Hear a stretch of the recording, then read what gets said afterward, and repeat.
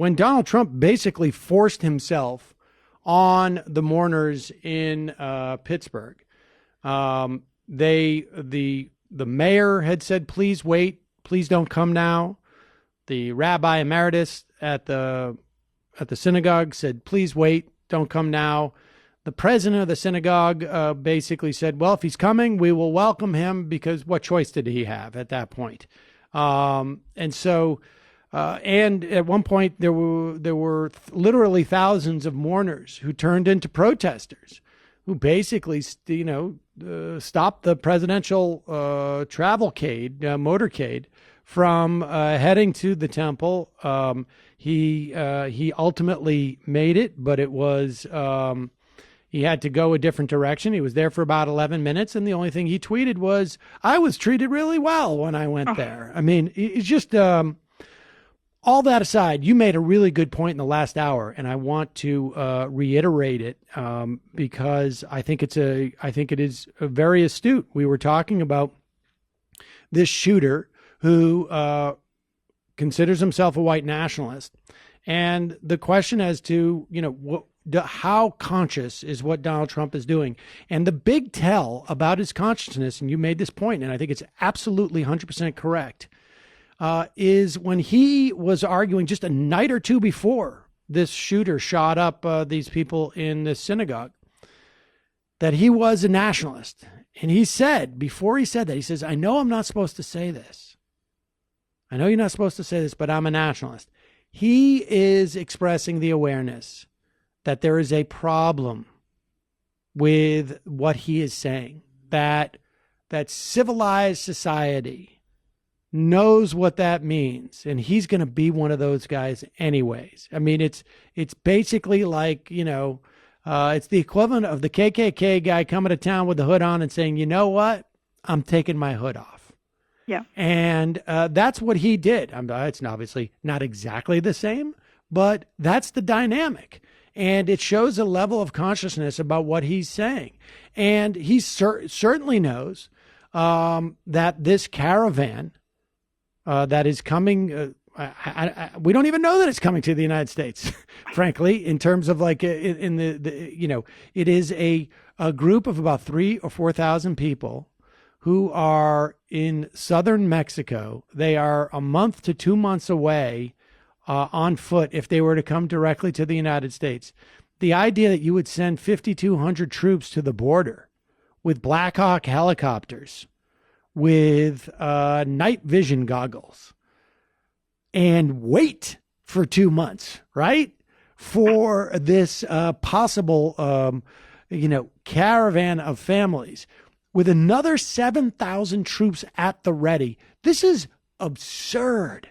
This is beyond absurd.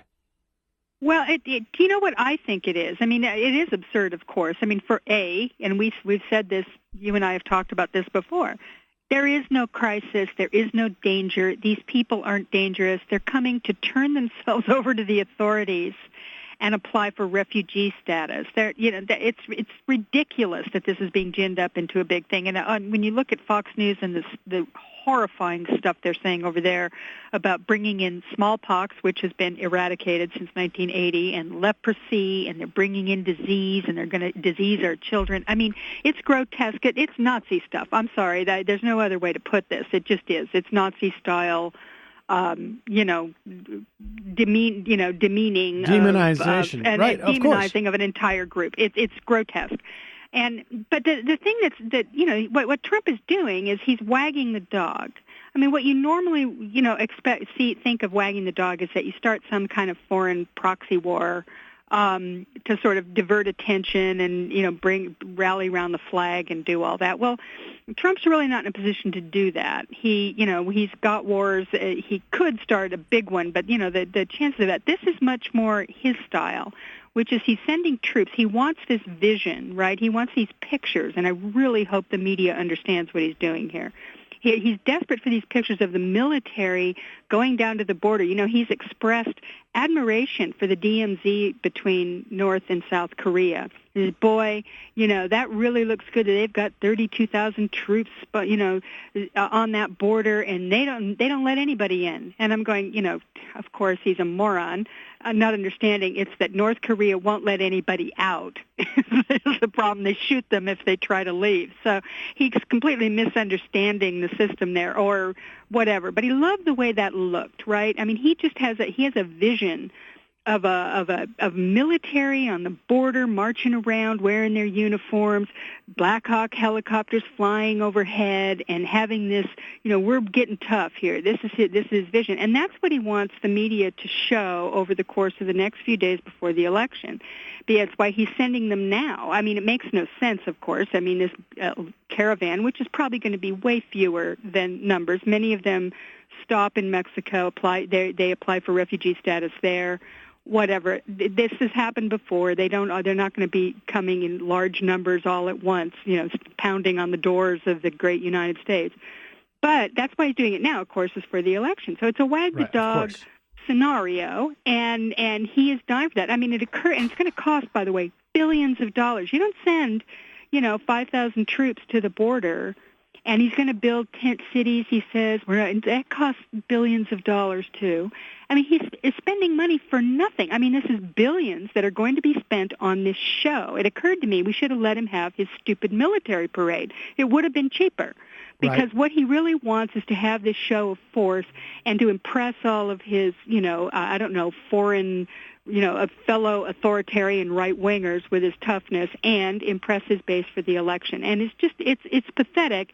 And I really, really hope that the media wises up here and understands they have to cover this as a stunt. They cannot cover it as a real thing because it isn't a real thing.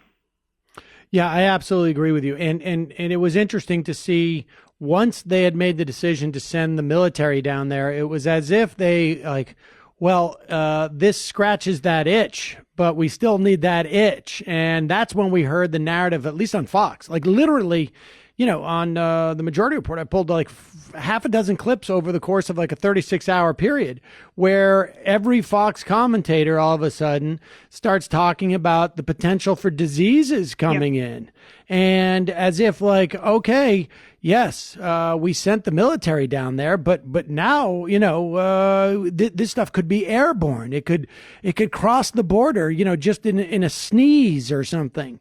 And it is just stunning to see this play out. And of course, it is an attempt to rile the base. And there's another attempt to rile the base, and that is along the same lines. It is Donald Trump essentially claiming that he has the authority to get rid of the constitutional right of birthright citizenship with an executive order. We'll talk about that and more on the other side. I'm Sam Seder. This is Ring of Fire Radio. I'm talking to the great Digby, Heather Parton, and we'll both be back in just a minute.